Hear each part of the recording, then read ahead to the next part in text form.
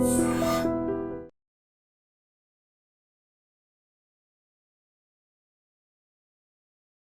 Gold trusted gold buyers మీరు తాకట్టు పెట్టిన బంగారాన్ని విడిపించి ఈ రోజు ఉన్న మార్కెట్ ధరకు కొనబడను. పసిఫిక్ మహాసముద్రంలో ఏర్పడిన అత్యంత తీవ్రమైన డాల్ఫిన్ టైఫూన్ చైనా తూర్పు తీరాన్ని అతలాకుతలం చేస్తోంది.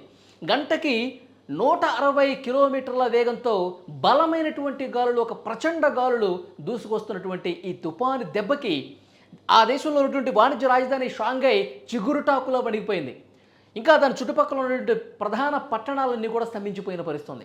చైనా ప్రభుత్వం ఇప్పటికే బ్లూ అలర్ట్ జారీ చేసి సహాయక చర్యలను ముమ్మరం చేసినటువంటి పరిస్థితుంది. ఒకసారి మీరు స్క్రీన్ మీద దృశ్యాలు చూస్తుంటే ఆ తుఫాను దెబ్బకి అక్కడ లోకల్గా ఉన్నటువంటి ప్రాంతాలు పూర్తిగా ఏ విధంగా జలమైపోయాయి, ఎంత బలమైనటువంటి గాలులు వీస్తున్నాయి, అక్కడ ఉన్నటువంటి ఆ వ్యాపార సముదాయాలన్నీ కూడా ఏ విధంగా మూతపడ్డాయో చాలా క్లియర్గా కనిపిస్తోంది. ఈ తుఫాను ప్రభావం షాంఘై కావచ్చు, జెజియాంగ్, ఫిజియాన్ ప్రావిన్స్ల మీద తీవ్రంగా పడింది.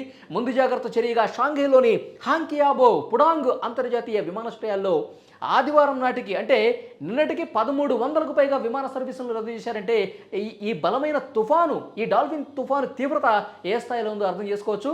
మొత్తం 60% పూర్తిగా రాకపోకలు బంద్ అయిపోయినటువంటి పరిస్థితుంది.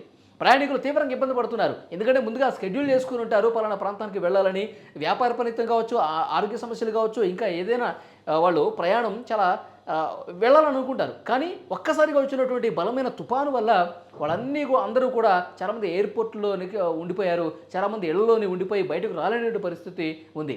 మరోవైపు ఓడరేవులు కూడా పూర్తిగా అక్కడ ప్రమాద హెచ్చరికలు జారీ చేయడంతో అటు వెళ్ళలేనటువంటి పరిస్థితి. ఇటు రైళ్లు, పడవలు అన్నీ కూడా ఆపేశారు.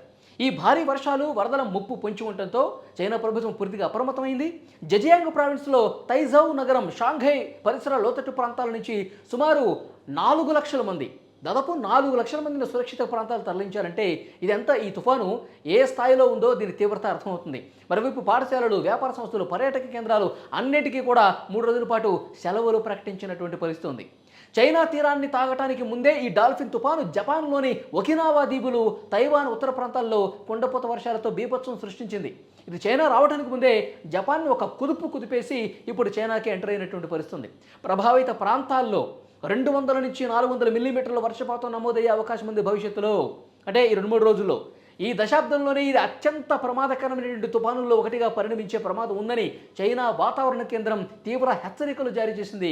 కాబట్టి ఈ పరిధిలో ఉన్నటువంటి జెజియాంగ్ ప్రావిన్సు టైఫూన్ ఈ ప్రభావంతో పూర్తిగా షాంఘై పరిసర ప్రాంతాలు, దాని చుట్టుపక్కల ఉన్నటువంటి చిన్న ప్రధాన పట్టణాలు కూడా పూర్తిగా వాళ్ళు ఈ టైఫూన్ గుప్పిట్లో చిక్కుకొని ఈ డాల్ఫిన్ తుఫాను ప్రభావానికి గురై చిగురుటాకులా పూర్తిగా వణికిపోతున్న పరిస్థితి. లోతట్టు ప్రాంతాలు పూర్తిగా జలమైపోయాయి, రాకపోకలు అన్నీ కూడా బంద్ అయిపోయినటువంటి పరిస్థితి. పాఠశాలన్నీ బంద్ చేశారు. అక్కడ ఉన్నవాళ్ళు కూడా చెప్తా ఉన్నారు, సురక్షిత ప్రాంతాలకు తరలించండి మమ్మల్ని, అధికార యంత్రాంగానికి మొరబెట్టుకుంటున్నారు. ఎప్పుడు ఇంకా భారీ వర్షం పడుతుంది, ఎప్పుడు ఏ రాత్రి పెనుగాలులు వీస్తాయో కూడా అర్థం కాని పరిస్థితుంది. వెంటనే రెస్క్యూ చేయండి, మమ్మల్ని సురక్షిత ప్రాంతాలకు తరలించండి అని చెప్పి చాలామంది అక్కడ అధికారులకు మొరపెట్టుకుంటారంటే పరిస్థితి ఎంత భయానకంగా ఉందో ఇక్కడ క్లియర్గా మనం అర్థం చేసుకోవచ్చు. కాబట్టి చైనాలో అధికారులు కూడా రెడ్ అలర్ట్ జారీ చేశారు. బ్లూ అలర్ట్ ప్రస్తుతం కొనసాగుతున్నటువంటి పరిస్థితి. రాబోయే 2-3 రోజుల్లో ఇంకా బలమైన గాలులు వీసే అవకాశం ఉంది. దాదాపు 300 నుంచి 400 మిల్లీమీటర్ల వర్షపాతం నమోదయ్యే అవకాశం ఉంది. అక్కడ ఉన్నటువంటి ఆ ప్రావిన్స్లో ఉన్నవాళ్ళు చెప్తున్నారు, గత కొన్ని దశాబ్దాలుగా ఈ స్థాయిలో పెనుగాలులు వీయటం, ఈ స్థాయిలో భారీ వర్షాలు కురవటం అనేది మేము ఎప్పుడూ చూడలేదు. ఇది నిజంగా అంటే గ్లోబల్ వార్మింగ్ ఎఫెక్టు. ప్రతి సంవత్సరం ఏటికేడు వర్షపాతం భారీగా, ఈ తుఫాన్లు భారీగా వస్తూ ఉన్నాయి. ఏదో సంవత్సరానికి 1-2 కాదు, నెలకు 1-2 వచ్చే విధంగా పరిస్థితులు మారిపోయినాయి. అంటే ఈ ఎఫెక్ట్ అనేది ఏ స్థాయిలో ఉందో అర్థమవుతుంది. కాబట్టి అక్కడ స్థానిక ప్రజానీకాన్ని దాదాపు 4 లక్షల మందిని సురక్షిత ప్రాంతాలకు తరలించారంటే షాంఘై పరిసర ప్రాంతాల్లో అక్కడ సిచ్యువేషన్ ఎంత భయంకరంగా అర్థమవుతుంది. విజువల్స్ చూస్తుంటే మీకు అర్థమవుతుంది. ఆ గాలులు కావచ్చు, వాళ్ళు బయటికి రాలేనటువంటి పరిస్థితులు కావచ్చు, అక్కడ పూర్తిగా అన్ని బంద్ చేసేసుకుని ఆకాశం పూర్తిగా చీకటి పడిపోయి ఒక్కసారిగా పెనుగాలులు, భారీ వర్షంతో వాళ్ళందరూ కూడా భయపడే పరిస్థితి ఉంది. మరొక 2-3 రోజుల పాటు సిచ్యువేషన్ ఇదే విధంగా ఉంటుంది. ఎవరూ కూడా దయచేసి ఇంట్లో నుంచి బయటకు రావద్దు, లోపలే ఉండండి. ఏదైనా అత్యవసరం అయితే, ఇంపార్టెంట్ అయితేనే బయటకు రండి అని చెప్పి అధికారులు హెచ్చరిక జారీ చేశారు.